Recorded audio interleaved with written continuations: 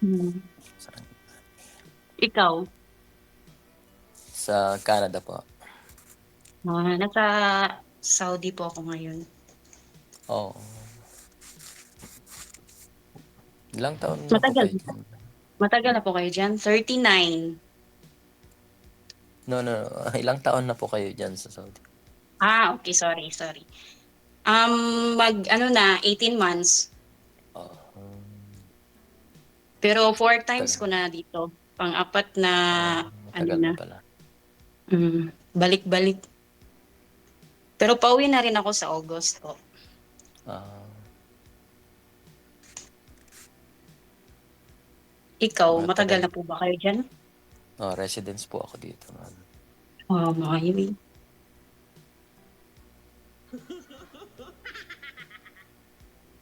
May asawa po kayo? single mom. May anak na Ah, po. Kaso naghiwalay din kami, matagal na. Kasi 25 years old pa lang ako na, nag-abroad na kasi ako. Tapos ah, uwi-uwi na lang po kami. Akala ko single mom, walang anak. Hmm. Ikaw po, kailan po kayo uuwi sa Pinas? next year po siguro, ma'am, kasi gagraduate po yung anak ko ng ng Hmm. college. Ganun po ba? Oo. Wala na kasing mama, namatay nung 2024, kaya ako yung mag-aano sa kanya. Ay, condolence po. Mm.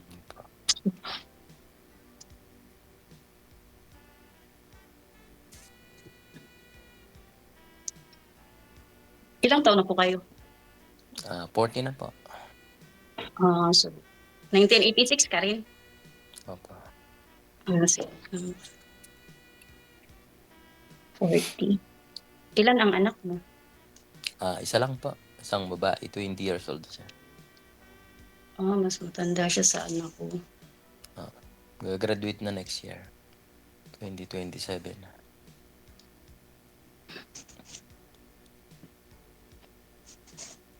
So, matagal na po kayo nakasali dito kay DJ. Hindi po, ngayon first time lang po ngayon. Ako din, first time nakakaya ngayon. Ba't ka mahiya? Bagong ligo. Ay, andyan ko lang, DJ. Ako nga, Naiyak kagigising ko talaga pa lang ako eh. dito. Kagigising lang daw ni sir. Ikaw bagong ligo. Oh, timing. I mean,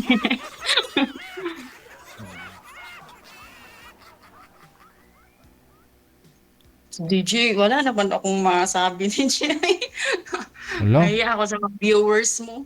Huwag po kayong Maraming kaya nga sabi ko wag ka mag-monitor kasi hindi ka maka-concentrate niyan. wala nga naka na ako naka. Bakit ho hindi po kayo nagka-boyfriend mula ho naghiwalay kayo ni mister mo? Ako?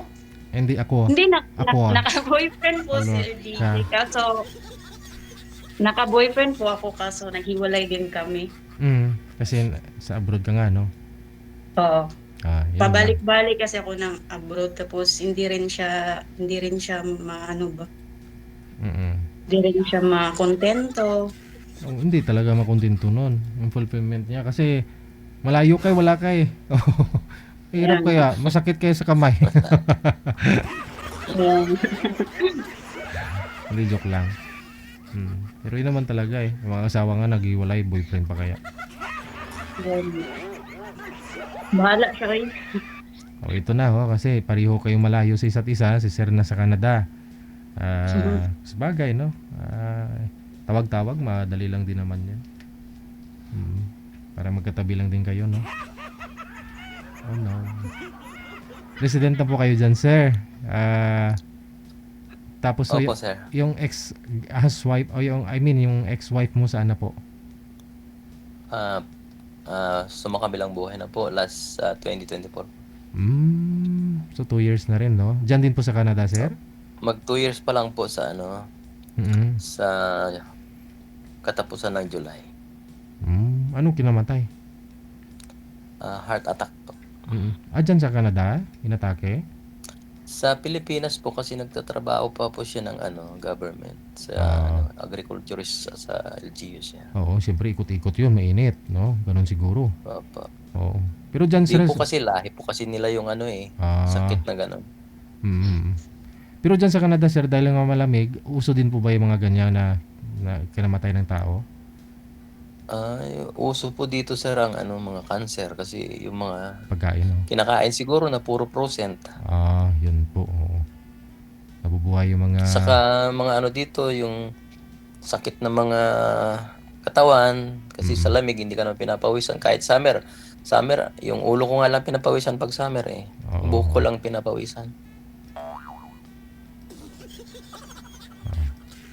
Kaya ang ginagawa ng mga tao dito, pagkatapos ng trabaho, mag-exercise sila sa mga gym, ganyan lang. Pangit din pag sobrang lamig, no? Opo. Makakaano din. Makakasawa din, ang daming damit na sinusuot. Oo. Mas maganda sana yung isang damitan lang. Mahirap maglaba. Kumbaga na tatago Opo. yung katawan mo kung macho ka ba, kung sexy ka kasi kapal-kapal ang suot mo eh. Opo, minsan suot ko, lalo na nagtatrabaho ko indoor-outdoor as a welder. Ah, 4 layers, ganyan ang suot ko. oo, yun lang. May inner na, may second pan, third pan, then may makapal na jacket pa. Parang di ka na makalakad ng maayos nun, no? Oo, mahirap. Kumilos pag Dito sa Pilipinas, pwede ka Kaya nga sa gusto kong mag-migrate ng ibang bansa yung hindi sana, hindi sana malamig ng ganito. Aha. Middle East, sir.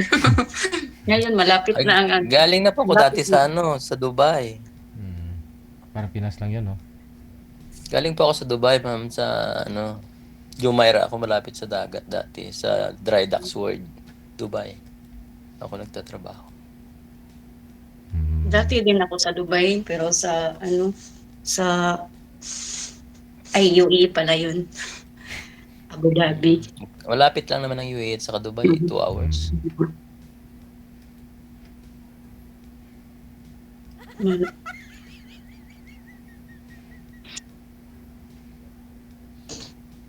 So,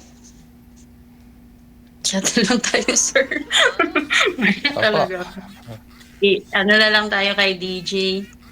Mag-chat o Sir Opo. DJ, Yes, ma'am.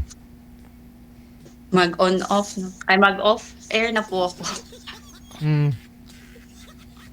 Salamat po, madam. Thank you po. Maraming salamat po. Ingat po kayo dyan. Salamat. Ano, ma'am? Okay na. Nag-book out, sir. Di kinaya. Po. Sir, salamat po Sige. Anytime naman, pwede nyo naman siya tawagan. Kung gusto mo i-PM, andyan naman po siya. Maraming salamat.